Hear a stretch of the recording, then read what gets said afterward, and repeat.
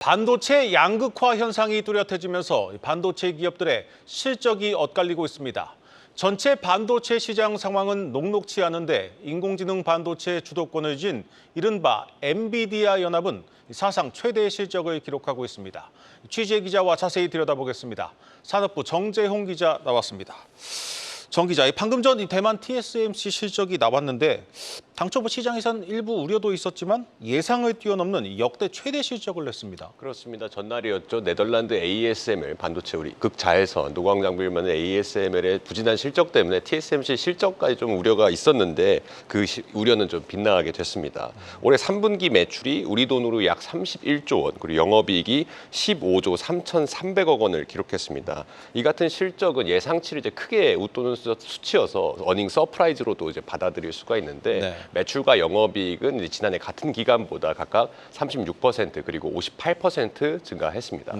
TSMC가 발표한 공정별 매출 비중을 보면 5나노미터가 한 32% 그리고 3나노미터가 20%를 차지해서 5나노미터 이하 공정 비중이 무려 52%를 차지했습니다. 그러니까 엔비디아의 최신 GPU와 애플의 신작 스마트폰 출시로 인해서 이런 초미세 공정 비중이 더 늘어난 것으로 분석이 됩니다. 극자에선 노광 장비를 만드는 이제 슈퍼 올로블루이죠. 네덜란드 ASML이 부진한 3분기 순예약 실적을 발표한 것과 좀 대비되는 그런 모습을 보이고 있습니다. 3분기 장비 예약 금액이 약 3조 9천억 원, 이건 ASML의 수치입니다. 집계가 됐는데 시장이 예상한 이제 8조 원 이상을 해도 절반에도 미치지 못했습니다. 여기 이제 내년 매출 전망치까지 좀 낮춰 잡으면서 좀 범용 반도체 시장에서는 수요 둔화가 우려가 되는 상황입니다.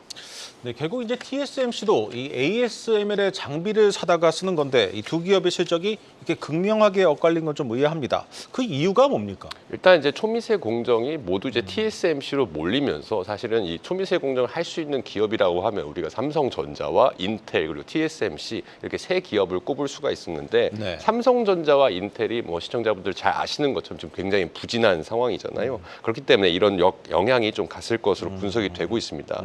인텔 같은 경우에는 지금 뭐 야심차게 파운드리 재진출을 선언을 했지만 최근에 이제 퀄컴의 인수 당할 상황에까지 놓이게 되면서 최악의 경영난에 좀 빠진 상황이라 사업 자체가 좀 불안정한 상황이라고 볼 수 있고 삼성전자의 파운드리도 마찬가지입니다. 지금 적자가 계속 이어지고 있죠. 3나노 이하 이제 초미세 공정 기술력을 끌어올리고는 있다지만 아직까지 대형 고객사를 하나도 잡지를 못했습니다. 삼성전자가 이제 HBM 등 인공지능 메모리 기술력에 먼저 이제 집중을 하면서 여기부터 경쟁력을 끌어올리려고 하는 상황이라서 파운드리에 대한 경쟁력은 당분간은 좀 뒷순서로 미뤄질 것으로 좀 보입니다. 실제 ASML의 3분기 실적 발표 자료를 좀 살펴보면은 한국 시장 비중이 전분기에 대비해서 13%포인트 하락한 15%를 기록을 했습니다. 그러니까 반도체 노광 장비, 즉 미세 회로, 직접 회로를 그리는 장비를 파는 ASML의 실적에서 이게 대당 수천억 원을 호가하잖아요. EUV 장비 매출이 핵심인데 이보다 이제 구형인 DUV, 그러니까 심자외선 장비들도 이제 많이 판매를 하고 있습니다. 이건 이제 범용 반도체 시장에서 좀 판매를 하고 있는데 범용 반도체 시장 수요 부진이 이 부분에 좀 악영향을 미치고 있고 또 ASML 같은 경우에는 지금 미국의 대중국 수출 통제, 그러니까 EUV 장비를 사실상 중국에는 팔지 못하고 대신에 그 이하급도 지금 조금 팔지 못할 거란 우려까지 겹치면서 실적에 부정적인 요소를 미치고 있습니다. 그러니까 전체 반도체 시장이 좀 불안정한 것과는 별개로 TSMC의 호실적은 이제 엔비디아 GPU로 대변되는 인공지능 반도체 시장이 여전히 호황이라는 걸 좀 보여주고 있습니다. 현재 엔비디아가 애플을 제치고 TSMC의 최우선 고객사가 된 것으로 분석이 됩니다.